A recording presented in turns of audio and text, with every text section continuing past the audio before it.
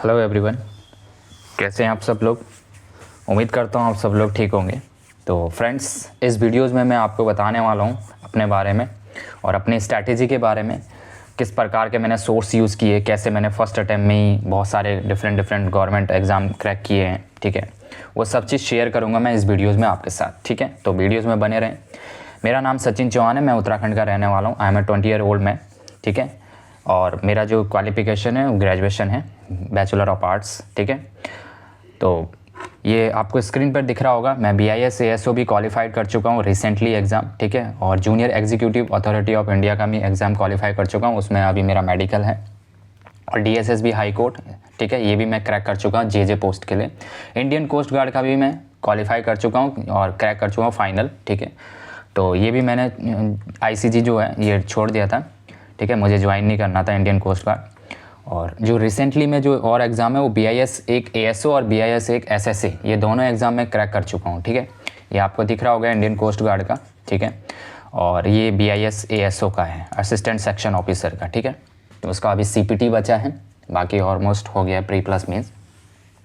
तो ये सारे रिसेंट एग्ज़ाम है जो मैं क्रैक कर चुका हूँ। ठीक है, फर्स्ट अटैम्प्ट में।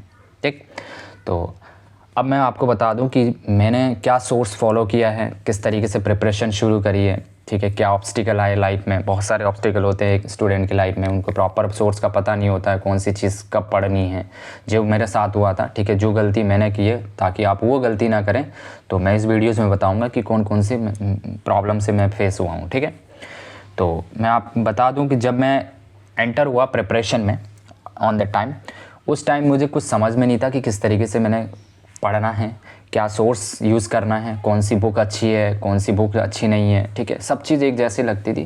ठीक है, फिर जब मैं प्रिपरेशन शुरू किया, सबसे पहले मैंने बस किताबें में पढ़ता गया कि जो बुक मिलती थी वो पढ़ता गया। ठीक है, कोई पता नहीं था कि यार ये मतलब एग्ज़ाम में क्या आता है। बस जब एग्ज़ाम में जाता तो लगता था कि यार कुछ आ ही नहीं रहा है एग्ज़ाम में, ऐसा क्यों हो रहा है। फिर मैं 2-3 एग्ज़ाम देने के बाद जब मैं घर वापस आया, फिर मैंने गौर किया यार कुछ तो प्रॉब्लम है, कुछ तो मेरे स्ट्रैटेजी में प्रॉब्लम है जो एग्ज़ाम नहीं निकल रहा है। ठीक है, फिर उसी को क्लैरिफाई किया मैंने और फिर चीज़ें समझ में आने लगी। इधर उधर से यूट्यूब पे भी देखा कि कैसे कौन सा सोर्स यूज़ करना है, बस वही सोर्स फिर यूज़ किया, फॉलो करता गया मल्टीपल टाइम। ठीक है, बस मेरी एक चीज़ थी कि जो मैंने एक बार सोर्स पकड़ लिया, मैंने उसी पे बिलीव किया कि आएगा तो ठीक है, यहीं से आएगा, नहीं आएगा तो कोई बात नहीं। ठीक है, लेकिन मैं बस फॉलो करूँगा एक ही बुक को। तो ये चीज़ आपको भी करनी है, डिफरेंट सोर्स नहीं उठाने, आपको एक सोर्स उठाना है। वो चाहे आप कहीं भी कोचिंग सेंटर से पढ़ रहे हो या आप खुद सेल्फ स्टडी कर रहे हो। ठीक है, बस अपने ऊपर बिलीव रखना और जो आपका सोर्स है उस पर बिलीव करना कि जो मैं पढ़ रहा हूँ सही पढ़ रहा हूँ। ठीक है, ठीक, तो ये चीज़ें हैं। अब मैं बता दूं, जब मेरे पास जब मैं प्रिपरेशन में आया तो मुझे GS से बहुत डर लगता था। ठीक है, पहले, और ख़ासकर बहुत से बच्चों को GS से डर भी लगता है। ठीक है, क्योंकि बहुत सारा है, हर चीज़ पढ़ने के लिए होती है। GS में इतना डेप्थ होता है कि आप सोच नहीं सकते हो कि कितना पढ़ना है। ठीक है, आपको स्टैटिक पढ़ना है, हिस्ट्री पढ़ना है, पॉलिटी पढ़ना है, ज्योग्राफी पढ़ना है, साइंस पढ़ना है। साइंस में भी 3 पार्ट, फिजिक्स केमिस्ट्री बायोलॉजी, ये आपको पढ़ना पड़ता है। ठीक है, फिर आपकी मिसलेनियस होते हैं कुछ, वो करंट अफेयर पढ़ना पड़ता है जो कि इनफाइनाइट है करंट अफेयर का। तो ये सब चीज़ें, तो फिर मैं इसी तरीके से पढ़ता था, कोई देखता नहीं था कि कौन सा सोर्स यूज़ करना है। फिर मैंने सोर्स को बाइंड किया, सोर्स ढूंढना शुरू किया कि कौन सा सोर्स बेटर है। तो जो मैंने सोर्स यूज़ किए थे, मैं करंट अफेयर के लिए एक DTL desire to learn channel है, मैं उसको फॉलो करता था। It's amazing channel. ठीक है, बहुत डीप पढ़ाते हैं, मंथली मैगजीन देते हैं और इतना पढ़ाते हैं कि मतलब आप अगर इनके करंट अफेयर पढ़ लोगे तो मतलब आप करंट अफेयर में अगर 20 क्वेश्चन आ रहा है तो मैं गारंटी देता हूँ 17 से 18 क्वेश्चन आप सही करके आओगे करंट अफेयर में। ठीक है, मैं जब CAPF असिस्टेंट कमांडेंट का पेपर दिया था तो उसमें 30 मार्क्स का करंट अफेयर आता है, मैं 25 क्वेश्चन करेक्ट करके आया था, 25 क्वेश्चन। ठीक है, तो मैं इस चैनल को करंट अफेयर के लिए काफ़ी फॉलो करता। मैं इसी की पब्लिसिटी नहीं कर रहा हूँ, मैं बता रहा हूँ आपको, ये काफ़ी अच्छा है, डिज़ायर टू लर्न। ठीक है, एक बार आप ज़रूर देखना। ठीक, दूसरा मैं 6 मंथ के इंडोलॉकस को भी फॉलो करता, इनका मंथली कंपाइलेशन आता था। ठीक है, तो लास्ट 6 मंथ के करंट अफेयर फॉलो कर लेता। स्टैटिक के लिए मैं डांस फेयर, एक जो बुक आती है आपकी, ठीक है, एक आपके रिवाइज लर्न के लिए मैंने प्रीवियस ईयर की जो आपकी बुक आती थी वो चीज़ मैं पढ़ता था। ठीक, ये सारी चीज़ें मैं वो करता था। ठीक है, स्टैटिक के लिए जो मैं फॉलो करता था, एक महेश वर्णवाल की बुक आती है, वो काफ़ी अच्छी किताब है, ठीक है, आईपीएस अधिकारी उनकी बुक आती है एक, ठीक है, स्टैटिक के लिए, वो मैं फॉलो करता था। और कुछ जो प्रीवियस ईयर आपके जो पेपर होते थे, ठीक है, उनको भी बस फॉलो किया है और उसके छोटे छोटे की पॉइंट बनाता था, नोट्स बनाता था कि कौन सा ज़्यादा इंपॉर्टेंट है, कौन रिपीट कितने बार कौन सा क्वेश्चन रिपीट हुआ है, बस उसके ब्रेन ट्री आपके नोट्स बनाता था मैं, ठीक है। साइंस के लिए बात करें, यही भी महेश वर्णवाल की बुक यूज़ किया हूँ मैं, पॉलिटी, ज्योग्राफी एक्सेट्रा। और लूसेंट मैं इसलिए रखता था क्योंकि लूसेंट में बहुत से, आपको देखा होगा जो कलरफुल जो बॉक्सेस होते हैं उसमें काफ़ी इंफॉर्मेशन दी होती है, काफ़ी की पॉइंट दिए होते हैं, ठीक है। तो वहाँ से जनरली एसएससी तो वहाँ से बहुत क्वेश्चन पुटअप करता है, ठीक है। तो लूसेंट भी काफ़ी अच्छी बुक है, लेकिन लूसेंट में आपका है ना बहुत कुछ दिया हुआ है, ठीक है, तो उतना आपको पढ़ना नहीं होता है, ठीक है। लेकिन सबसे पहले लूसेंट ही मैंने पढ़ी थी। उसके बाद जब मेरे को लूसेंट में सही से प्रॉपर चीज़ें समझ में नहीं आ रही थी, तो उसके बाद मैंने ये फॉलो करना शुरू किया, ठीक है। क्योंकि जो आपकी जो एनसीईआरटी बेस्ड सार संग्रह है, ये काफ़ी अच्छी बुक है, इसमें पूरा डीप एक्सप्लेनेशन भी दिया है आपका और इंपॉर्टेंट फैक्ट भी दे रखे हैं, ठीक है। फिर टीसीएस बेस्ड क्वेश्चन करता था, ये मेरा जीएस के लिए, ये चीज़ मैंने जीएस के लिए फॉलो की थी और मेरे अंदर काफ़ी इंप्रूवमेंट आ गया था। पहले मेरा जीएस में से 25 में से यही रहता था 7-8 स्कोर, आज की डेट में, ठीक है, जो मेरा जो सिलेक्शन का कारण वो जीएस ही था, ठीक है। जीएस में फिर मेरा 17, 18, 20 क्वेश्चन बनना शुरू हो गया था जब मैंने ये चीज़ फॉलो करी है, ठीक है। तो आई होप आप भी फॉलो कर सकते हैं, ठीक है, एक बार ट्राई करना, ठीक। और बाकी मैंने मैथ्स में जो फॉलो किया था, मैथ्स में जनरली सब लोग फॉलो करते हैं, एक बुक्स है किरण पब्लिकेशन की, ठीक है। बिगनर है, एज अ बिगनर है तो आपको ये फॉलो करनी है किरण पब्लिकेशन। इसमें बिल्कुल ब्रीफ टाइप वाइज दिया हुआ है, आपको टाइप वाइज, चैप्टर वाइज आपको अच्छे तरीके से दे रखा है, ठीक है। और सारे पीआईक्यू क्वेश्चन भी आपको इसमें कंपाइलेशन है, ठीक है। फिर क्लास नोट्स थे एक, ठीक है, राकेश यादव के क्लास नोट्स, वो फॉलो करता था मैं, ठीक है, उसमें भी काफ़ी अच्छा दिया हुआ है। और बाकी जो डिफरेंट टीचर थे यूट्यूब पे, अगर उनका कोई मेरे को मेथड अच्छा लग रहा है तो मैं उसके शॉर्ट नोट्स बना लेता था, ठीक है। बहुत से प्लेटफॉर्म से मैं, मतलब मान लो परसेंटेज मेरे को किसी सर का अच्छे समझ आया तो मैं उसके परसेंटेज के नोट्स बना लेता था, ठीक है। कोचिंग नहीं करी, मैंने सेल्फ कराया, थोड़ा सा बस यूट्यूब से उठा के देखता था और उसके नोट्स बनाना शुरू किया। आपको बस प्रॉपर नोट्स होने चाहिए, आप कोई सा भी सब्जेक्ट पढ़ रहे हो उसके प्रॉपर नोट्स होने चाहिए, क्योंकि बेटा अगर आपका कंपाइलेशन में अगर नोट्स में कमी है तो आप अच्छी तरीके से सिलेबस को फिर टैकल नहीं कर पाओगे, ठीक है। मान लो आप मैथ्स पढ़ रहे हो, मैथ्स का आपका A to Z chapter complete होने चाहिए और मल्टीपल प्रैक्टिस होनी चाहिए आपकी, ठीक है, ठीक है, इतना आपको करना पड़ेगा मैथ्स में। और कैलकुलेशन का काफ़ी स्ट्रॉन्ग करनी पड़ेगी, उसके लिए आपको परसेंटेज फ्रैक्शन वैल्यू याद होनी चाहिए, और दूसरा आपका स्क्वायर रूट, क्यूब रूट, ये सारे डेसिमल आपको थोड़े बहुत 10 तक याद होने चाहिए, ठीक है। तो ये चीज़ आपको बहुत ज़रूरी है। उसके बाद एक पिनेकल की आती है प्रीवियस ईयर टीसीएस की, वो ज़रूर लगाना क्योंकि उसमें प्रीवियस ईयर क्वेश्चन भी दिए हुए होते हैं, ठीक है, उनका भी कंपाइलेशन अच्छा है, तो वो चीज़ वो भी मैंने फॉलो किया है, ठीक है। तो ये मैथ्स के लिए मैं फॉलो करता था, ठीक है।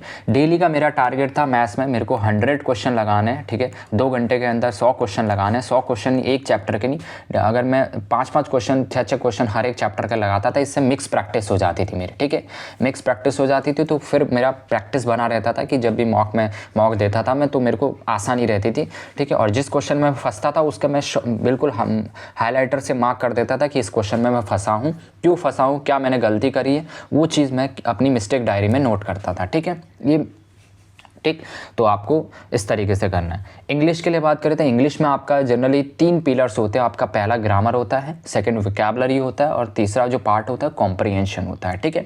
ग्रामर में आपको जो ग्रामर में जो फॉलो करी, ठीक है, आई थिंक सब लोग यही फॉलो करते होंगे। वॉल्यूम 1 जो बुक आती है आपकी, बहुत ज़्यादा एकदम बेस्ट बुक है, ठीक है। अगर आप बेसिक से पढ़ना चाहते हो, ठीक है, हिंदी मीडियम के हो या इंग्लिश मीडियम के हो, आप ये बुक यूज़ कर सकते हो, ठीक है। इसमें बाइलिंगुअल दिया हुआ है, वॉल्यूम 1 ग्रामर के लिए। और इसके साथ मैंने प्रैक्टिस के लिए मिरर कॉमन एरर की बुक आती है, ठीक है, कॉमन एरर की जो बुक आती है ये काफ़ी अच्छी बुक है, ठीक है। तो ये 2 चीज़ें इंग्लिश के लिए फॉलो करी मैंने केवल ग्रामर के लिए, ठीक है। वोकैबुलरी वाला पोर्शन जो था मैं डेली न्यूज़पेपर पढ़ता था, ठीक है, इससे मेरा कॉम्प्रिहेंशन पार्ट भी इंप्रूव होता था और वोकैबुलरी भी इंप्रूव होती थी, ठीक है। जब मैं आपका वोकैबुलरी पढ़ता था तो डेली के 20 आपके एंटोनियम सिनोनियम जो थे वो आपके न्यूज़पेपर में आते हैं, उसको मैं कवर करता था, उसकी मैं अलग से डायरी बना के रखता था, ठीक है। जो न्यूज़पेपर द हिंदू वाले, और बाकी मैंने ब्लैक बुक, आपको जो ब्लैक बुक आती है मार्केट में, ठीक है, मैंने इसको बहुत यूज़ किया, ठीक है, और इसी पे ट्रस्ट किया और इसी को मल्टीपल टाइम रिवीजन किया। काफ़ी अच्छी बुक है, पूरा प्रीवियस ईयर भी दे रखा है और नए जो वर्ड है वो भी दिए हैं इसमें, ठीक है। कॉम्प्रीहेंशन 60% कॉम्प्रीहेंशन है, क्योंकि आपका PQRS देखोगे ये आपका कॉम्प्रीहेंशन का पार्ट है, तो न्यूज़पेपर से ये कवर हो जाएगा आपका कॉम्प्रीहेंशन। डेली आपको कॉम्प्रीहेंशन 1 से 2 कॉम्प्रीहेंशन लगाना है। अगर वो भी नहीं लगा सकते हो तो आप डेली अगर न्यूज़पेपर पढ़ते हो एक पेज, तो बस ऑटोमेटिक आपका कॉम्प्रीहेंशन इंप्रूव होगा, वोकैबुलरी इंप्रूव होगी, और दूसरा आपकी अंडरस्टैंडिंग पावर जो है वो इंप्रूव होगी, ठीक है। और इसके साथ साथ आपकी न्यूज़पेपर पढ़ के आपकी ग्रामर भी इंप्रूव हो जाएगी, ठीक है, क्योंकि PQRS भी एक हिसाब से देखें तो ग्रामर का ही पार्ट है, ठीक है। तो ये सब चीज़ें थी, और बाकी मैंने जो वोकैबुलरी के लिए ब्लैक बुक थी। और आपको देखो वोकैबुलरी में 3 चीज़ें होती है, क्या क्या होती है, आपका वन वर्ड सब्स्टिट्यूशन हो गया, ईडियम्स हो गया, ईडियम एंड फ्रेजल हो गया, सिंटोनियम एंटोनियम हो गया, ये आपके वोकैब में होते हैं, ठीक है। और मिसस्पेल्ड एरर हो गया, ठीक है, ये वोकैबुलरी का पार्ट ही है। अब यहाँ चीज़ देखो, मेरा था कि डेली मैंने अपना बाइंड किया था कि डेली मेरे को 20 वन वर्ड सब्स्टिट्यूशन करना है, ठीक है, और 20 मेरे को ईडियम करना है, ईडियम एंड फ्रेजेस, और 10-10 मेरे को एंटोनियम और सिनोनियम करने हैं। ये मेरा टारगेट था डेली का। मेरे को क्या है कि 40 मतलब 60 मेरे को डेली का वोकैबुलरी याद करना था, ठीक है, ये मेरा टारगेट था, ठीक है। तो मैं इसी तरीके से फॉलो करता था, और जो नई वोकैबुलरी आती थी उसकी मैं अपनी इंग्लिश के अलग से नोट्स बना रखा था, मैंने रीजनिंग का अलग से बना रखा था, मैथ्स का अलग से बना रखा था, उसमें की पॉइंट नोट करता था जो नया आता था, ठीक है, मॉक में भी और कहीं मेरे को न्यूज़पेपर में नया मिलता था, ठीक है। तो ये मेरा इंग्लिश के लिए मैंने सोर्स यूज़ किया, ग्रामर के लिए मैंने बता दिया, प्रैक्टिस के लिए वॉल्यूम 1, और आपका मिरर कॉमन एरर की बुक आती है ग्रामर के लिए, आप यूज़ कर सकते हो, ठीक है। तो रीजनिंग की बात करें तो रीजनिंग का मैंने ना कोई भी वो नहीं किया, बस केवल और केवल मॉक लगाया है, ठीक है। मॉक टेस्ट से ही मैं प्रैक्टिस करता था रीजनिंग की, ठीक है, मॉक टेस्ट से ही प्रैक्टिस करता था। और जो मॉक टेस्ट में मेरा क्वेश्चन फंसता था, मैं तुरंत यूट्यूब पे जाके देखता था कि इस क्वेश्चन में क्या इन्होंने वो कराया है, कौन सा कॉन्सेप्ट लगने वाला है, और उसका प्रॉपर शॉर्ट नोट्स शॉर्ट एकदम बिल्कुल फॉर्मूला बना लेता था और नोट कर देता था अपनी डायरी में, ठीक है। फ्री लेक्चर बहुत से पड़े हुए हैं यूट्यूब पे, कोई आपको बैच लेने की ज़रूरत नहीं, ठीक है। और पूरा एकदम एंड गेम है SSC का, ठीक है, अगर आप ये कर जाओगे, ठीक है। मॉक टेस्ट के थ्रू आपको रीजनिंग की प्रैक्टिस अच्छी खासी हो जाएगी। जैसे आपको डिफरेंट प्लेटफॉर्म के मॉक टेस्ट बुक हो गया, प्रैप हो गए, ऑलिव बोर्ड हो गए, बहुत सारे हैं, ठीक है, तो आप कोई सा भी यूज़ कर सकते हो। तो ये सब चीज़ थी। मेरा जो डेली वाइज जो स्ट्रैटेजी थी वो मेरी क्या थी, अब बात करते हैं उसकी, ठीक है। तो डेली जो मेरी स्टडी सब आपका ये दिख रहा होगा, प्रायोरिटी टॉपिक, वेटेज टॉपिक है ये। क्वांटिटेटिव में आपको देखा होगा प्रॉफिट लॉस काफ़ी इंपॉर्टेंट हो जाता है, परसेंटेज और अलजेब्रा, ये चैप्टर ऐसे हैं जो हाईली वेटेज वाले चैप्टर होते हैं। सिंप्लीफिकेशन, रीजनिंग में आपके ये series, syllogism, coding, decoding, blood direction, ये वाले। इंग्लिश में आपका क्लोज टेस्ट कैसे सुधरेगा जब आप न्यूज़पेपर पढ़ोगे, एरर डिटेक्शन भी, ठीक है, ग्रामर कंप्लीट होगी, सिनोनियम एंटोनियम, वन वर्ड सब्स्टिट्यूशन, ये सारे के सारे। जनरल अवेयरनेस में बेटा जो होता है ये पॉलिटी होता है, हिस्ट्री होता है, मॉडर्न होता है, ठीक है, मॉडर्न हिस्ट्री हो गया, इसमें मिडिवल हिस्ट्री हो गया, ज्योग्राफी में आपका, और साइंस, करंट अफेयर, ये सारा आपका इंपॉर्टेंट हो जाता है जनरल अवेयरनेस में, ठीक है। अब देखते हैं मेरा जो डेली का रूटीन था वो क्या क्या था। मेरा डेली का रूटीन देखो, डेली प्लानिंग था मेरा, जो डे का प्लानिंग था वो मेरा क्या क्या था। मॉर्निंग में 8 बजे उठना, उसके बाद 9:30 से 10 बजे तक फ्रेश होना, ब्रेक करना, रिलैक्स अपना माइंड रिलैक्स करना, ठीक है। 10 बजे से मैं 11:30 बजे तक स्टार्टिंग, सबसे पहले मेरा रूल था कि मैं सबसे पहले अपना माइंड खोलूँ, तो मैं रीजनिंग से शुरू करता था। हो सकता है कि कोई इंग्लिश से शुरू करता है, ठीक है, हर एक पर्सन का अपना अपना पर्सपेक्टिव होता है, तो आप किसी भी से वो कर सकते हो, शुरू कर सकते हो। मैं ये नहीं बोलूँगा कि इससे शुरू करना। मेरा था कि मैं रीजनिंग सबसे पहले निपटा दूंगा, ठीक है। और रीजनिंग में भी मैं खासकर ज़्यादातर ब्लड रिलेशन और पजल पे और कोडिंग पे ध्यान रखता था, क्योंकि पजल्स क्या है, आपका माइंड खोलता है, क्योंकि पजल बहुत माइंड मांगता है। आप बैंकिंग के दो, उसमें 20 क्वेश्चन आपको पजल के दिखते हैं, ठीक है। तो जब मैं बैंक के एग्ज़ाम भी दिया था, मैं SBI PO का भी दे रखा हूँ मेंस, तो उसमें भी क्या है कि आपका बैंक का बहुत, बैंकिंग में पजल काफ़ी अच्छी स्ट्रॉन्ग मांगता है, ठीक है। तो मैं बस अपना माइंड खोलने के लिए 40 आधा 1.5 घंटा बैंकिंग के लिए, उसके लिए रीजनिंग के लिए पजल वगैरह, blood relation, coding, decoding solve करता था, ठीक है। उसके बाद मैं 30 से 40 क्वेश्चन करता था इसके, और बस मेरा रीजनिंग खत्म। उसके बाद 11:30 से 12:30 बजे तक मेरा जनरल अवेयरनेस का रहता था, स्टैटिक। इसमें मैं एक चैप्टर जरूर पढ़ता था, ठीक है। History, polity, science, current affair में 20 के डेली पढ़ता था, जो डेली करंट अफेयर आते हैं DTL के, मैं वो पढ़ता था बस, और कुछ नहीं पढ़ता था, और उसके नोट्स बना लेता था, ठीक है। और हिस्ट्री, पॉलिटी पढ़ लेता था, एक एक चैप्टर, बहुत छोटे छोटे चैप्टर, कितना टाइम लगता है, ठीक है। तो अभी ये कवर करता था, और इसके बाद 50 क्वेश्चन MCQ कर देता था, ठीक है। आपको टेक्स्ट बुक पे भी मिल जाएंगे, और एक प्ले स्टोर में जाके आप क्विज करके एक ऐप आता है, उसको डाउनलोड करके आप उसमें भी दे सकते हो, ठीक है। तो बहुत से प्लेटफॉर्म है, तो आप कहीं से भी दे सकते हो, ठीक है। बात करते हैं 12:30 से मेरा लंच और रेस्ट रहता था। Avoid heavy food, avoid light relaxation, ताकि मतलब मैं आगे 4 बजे से अगर पढ़ाई करूँ तो थोड़ा सा पेट हल्का रहे, ताकि मेरे को नींद ना आए, ठीक है। तो ये सब चीज़ें थी, ठीक है। फिर मेरा एक था, जब मैं उठ जाता था ब्रेक करने के बाद, तो उसके बाद मेरा था कि मेरे को एक मॉक देना है, और डेली का एक मॉक रहता था मेरा, ठीक है। 1:30 से 3:30 बजे तक मेरा मॉक रहता था, ठीक है। एक mock test, full length mock test देता था मैं, और विद एनालाइज करता था, ठीक है। तो ये सब चीज़ें थी, तो सारी चीज़ें थी। और मॉक टेस्ट में इस तरीके से देता था कि सबसे पहले मॉक टेस्ट दिया, उसके बाद मॉक टेस्ट देने के बाद थोड़ा सा 5 मिनट रिलैक्स करता था। देन आफ्टर उसके बाद जो मैंने गलतियां करी है मॉक को एनालाइज, सबसे मेन चीज़ फैक्टर है आपका कि मॉक टेस्ट के बाद आपको एनालाइज करना बहुत ज़रूरी है, क्योंकि बहुत से मैंने देखे हैं, मेरे साथ लाइब्रेरी में थे, मेरे फ्रेंड में भी, सर्कल में भी थे, वो क्या करते थे, मॉक देते थे बस, उसके बाद बंद कर देते थे, ठीक है। तो आपको ऐसा नहीं करना है। आपको जब मॉक दोगे उसके बाद आपको चीज़ें देखनी है कि मैंने गलती क्या, रीजनिंग में कहाँ गलती करी है, जो क्वेश्चन आपके गलत हुए, और बल्कि जो क्वेश्चन आपने सही किए उनका भी एनालाइज करना है, क्योंकि 4 ऑप्शन होते हैं, 4 ऑप्शन हो सकता है अगली बार कोई 3 ऑप्शन में से आपको क्वेश्चन बना दे हो, ठीक है। तो ये चीज़ें आपको अच्छे से वो करनी है, ठीक है। तो मॉक टेस्ट देता था, फुल लेंथ मॉक टेस्ट। और मॉक टेस्ट का मेरा ये था कि मैं कभी भी एक प्लेटफॉर्म के मॉक नहीं देता था, मैं डिफरेंट 15-16 प्लेटफॉर्म के मॉक देता था मैं, ताकि मेरा हर जगह से मैं अपने आप को स्ट्रॉन्ग कर पाऊँ, ठीक है। कोई टफ बनाता है, कोई ईजी बनाता है, कोई मॉडरेट बनाता है, ठीक है। तो हर एक प्लेटफॉर्म अपने तरीके से मॉक बनाता है। और मैं ये करता था कि अगर आज मैंने SSC का मॉक लगाया है तो कल मैं फिर GD का लगा दूंगा या रेलवे का लगा दूंगा। तो मैं हर दिन पर डे चेंज करके मॉक लगाता था। इससे क्या होता है कि आपको प्रॉपर, मतलब आप फोकस नहीं कर पाओगे, आपको प्रैक्टिस मतलब ऐसा करना पड़ेगा आपको हर मॉक में। हर एक, देखो रेलवे अलग रिक्वायरमेंट है उसकी पूछने की, SSC की अलग रिक्वायरमेंट है पूछने की, तो आपको उस तरीके से फिर एग्ज़ाम के लिए मतलब बाइंड कर पाओगे कि हाँ, किसी भी तरीके से अगर आता है, टफ आता है, ईजी आता है, तो मैं तैयार हूँ, ठीक है। तो ये चीज़ें होती हैं, क्योंकि बहुत से मैंने देखे हैं वो अगर SSC की प्रिपरेशन करें तो SSC का ही मॉक लगाएंगे, उसके बाद वो नहीं लगाएंगे, ठीक है।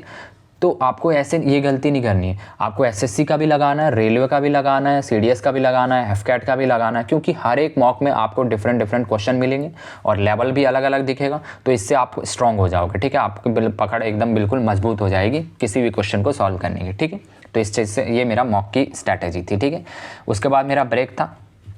देन उसके बाद जो 4 से 5:30 बजे तक जो मेरा था वो वीक एरियाज़ था, जो मेरा वीक एरियाज़ था उनको स्ट्रॉन्ग करना, और टॉपिक वाइज जो मान लो मेरे टॉपिक वीक थे उनको पढ़ना कि यार मेरा ये टॉपिक वीक है, मॉक में ये टॉपिक वीक है, तो मैं इसको पढ़ लेता हूँ, ठीक है। इनको तैयार कर लेता हूँ ताकि मैं अगले मॉक में गलती ना करूँ अगर इस टाइप का क्वेश्चन आता है, ठीक है।